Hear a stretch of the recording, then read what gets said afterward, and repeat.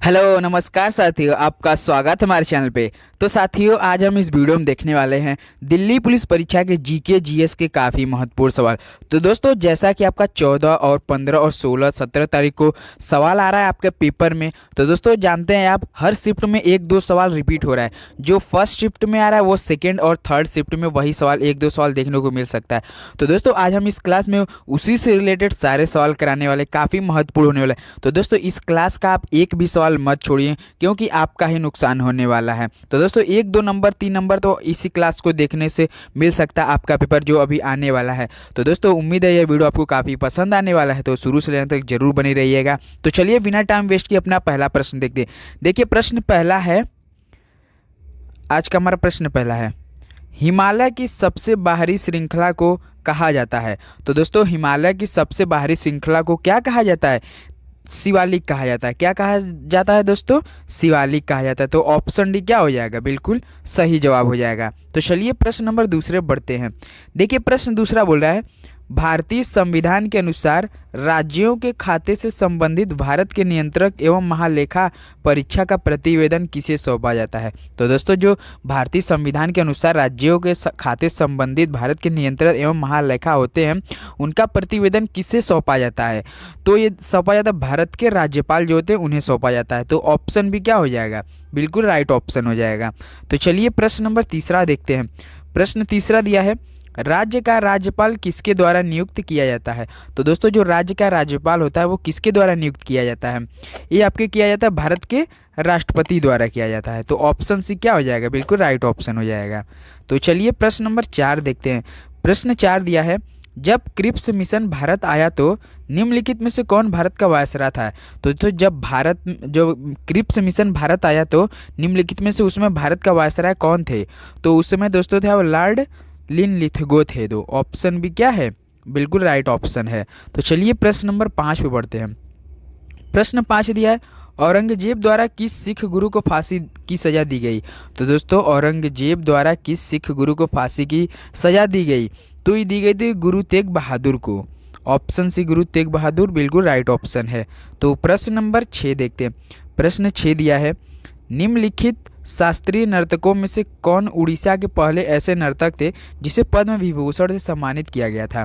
तो दोस्तों निम्नलिखित में से शास्त्रीय नर्तकों में से कौन उड़ीसा के पहले ऐसे नर्तक थे जिसे पद्म विभूषण से सम्मानित किया गया? तो दोस्तों कौन थे? केलुचरण महापात्र थे। कौन थे दोस्तों? केलुचरण महापात्र। तो ऑप्शन डी बिल्कुल राइट ऑप्शन हो जाएगा।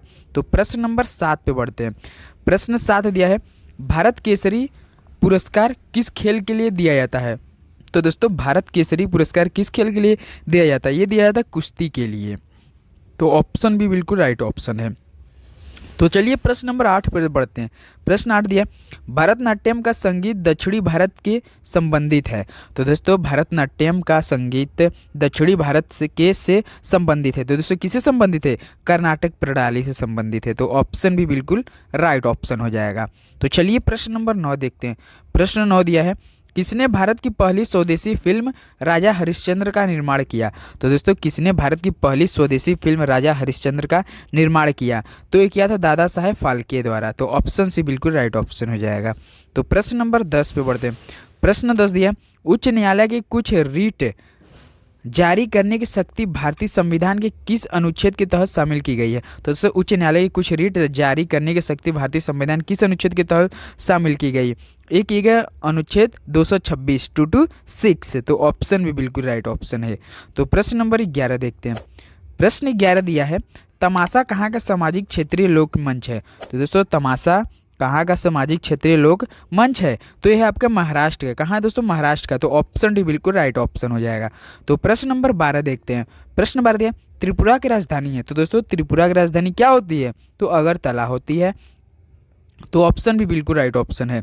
तो प्रश्न नंबर 13 देखते हैं। प्रश्न 13 दिया है, भारत के किसी भी व्यक्ति के लिए मतदान की आयु वर्ष निर्धारित की है। तो दोस्तों जो भारत के व्यक्ति होते हैं उनका मतदान की आयु कितना वर्ष निर्धारित की है? कितने वर्ष के लिए हो जाएंगे तो मतदान आयु दे सकते हैं, चुनाव में वोट अपना डाल सकते हैं? तो दोस्तों कितना है? तो 18 वर्ष है दोस्तों। ये तो आप सबको पता होगा, 18 वर्ष के बाद आप वोट दे सकते हैं। तो प्रश्न नंबर 14 देखते हैं। प्रश्न 14 दिया, इल्तुतमिश के शासनकाल के दौरान विशेष गुलामों को सैन्य सेवा के लिए खरीदा जाता था, जिन्हें के नाम से जाना था। दोस्तों इल्तुतमिश के शासनकाल के दौरान विशेष गुलामों को सैन्य सेवा के लिए खरीदा जाता था और उन्हें किस नाम से जाना जाता था?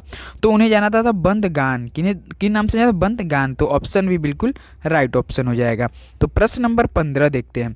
प्रश्न 15 दिया, किस अनुच्छेद के तहत भारत के प्रत्येक नागरिक को स्वास्थ्य का अधिकार दिया गया है?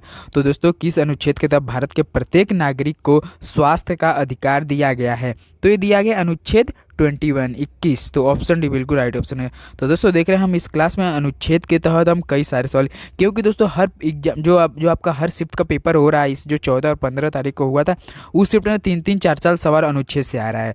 तो मैं उसी के टारगेट कर रहा हूँ, आपका एक भी अनुच्छेद का सवाल छूटे ना दोस्तों। तो आप हर सवाल याद करके जाइएगा। तो प्रश्न 16 दिया है, निम्नलिखित में से कौन सी नदी हिमालय अपवाह तंत्र का हिस्सा नहीं है? तो दोस्तों निम्नलिखित में से कौन सी नदी हिमालय अपवाह तंत्र का हिस्सा नहीं? हिमालय अपवाह तंत्र का मतलब समझ रहे दोस्तों, ड्रेनेज सिस्टम जिसे बोलते हैं, का उसमें हिस्सा नहीं है। इसमें से 4 ऑप्शन दिया, देखना है। तो दोस्तों कौन सा ड्रेनेज सिस्टम का हिस्सा नहीं है? तो गोदावरी नहीं है। तो ऑप्शन ए बिल्कुल क्या है? राइट ऑप्शन है दोस्तों। तो प्रश्न नंबर 17 देखते हैं। प्रश्न 17 दिया, धार्मिक ग्रंथ त्रिपिटक किस धर्म से संबंधित है? तो दोस्तों धार्मिक ग्रंथ त्रिपिटक किस धर्म से संबंधित? ये देखो दोस्तों, ये पेट हुआ था आपका एग्जाम ना, उसमें भी ये सवाल पूछ लिया गया था। त्रिपिटक किस धर्म से संबंधित है? ये आपके दोस्तों बौद्ध धर्म से है। तो ऑप्शन भी बिल्कुल राइट ऑप्शन है। तो प्रश्न नंबर 18 देखते हैं। प्रश्न 18, यूनेस्को का मुख्यालय कहाँ है? तो दोस्तों यूनेस्को का मुख्यालय कहाँ पर स्थित है? तो यह है आपका पेरिस में। कहाँ है दोस्तों? पेरिस में। तो ऑप्शन ए बिल्कुल राइट ऑप्शन हो जाएगा। प्रश्न नंबर 19 पे बढ़ते हैं। प्रश्न 19 दिया आपका, निम्नलिखित में से कौन रिवर ऑफ स्मोक उपन्यास के लेखक है? तो दोस्तों रिवर ऑफ स्मोक के उपन्यास के लेखक आपके अमिताभ घोष हैं। तो दोस्तों कौन है? अमिताभ घोष। तो ऑप्शन डी बिल्कुल राइट ऑप्शन है। प्रश्न नंबर 20 होने वाला है, निम्न में से कौन सा भारत का राष्ट्रीय पक्षी है? तो दोस्तों देखिए ये भी सवाल आपके प्रैक्टिस सेट में दिया था, तो हमने उठा लिया, आपका थोड़ा कन्फ्यूजन हो। लेकिन दोस्तों ये सवाल हम आपके लिए टेस्ट देते हैं। इस सवाल का जवाब जरूर दीजिएगा दोस्तों। अगर आपने 20 सवाल तक किए होंगे तो इस सवाल का जवाब हमें कमेंट जरूर करेंगे। उम्मीद है दोस्तों ये सारे सवाल आपको काफ़ी पसंद आए होंगे। ये सारे सवाल आपके वही रिलेटेड है जो आपका इससे पहले परीक्षा हो रहे हैं। और दोस्तों इसी क्लास में से 1-2 सवाल देखने को मिल सकता है आप पेपर में।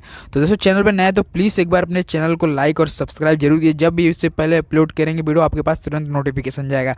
दोस्तों इससे पहले हमने अपने यूट्यूब चैनल पर काफ़ी प्रीवियस ईयर प्रैक्टिस सेट जो अपलोड किए उसी से सारे सवाल जीके जीएस के पूछ रहा है, तो एक बार उसे भी विजिट कीजिएगा, काफ़ी फायदा होने वाला है आपका। तो चलिए दोस्तों इसी के साथ मिलते हैं अगली वीडियो में। तब तक जय हिंद, जय भारत, धन्यवाद।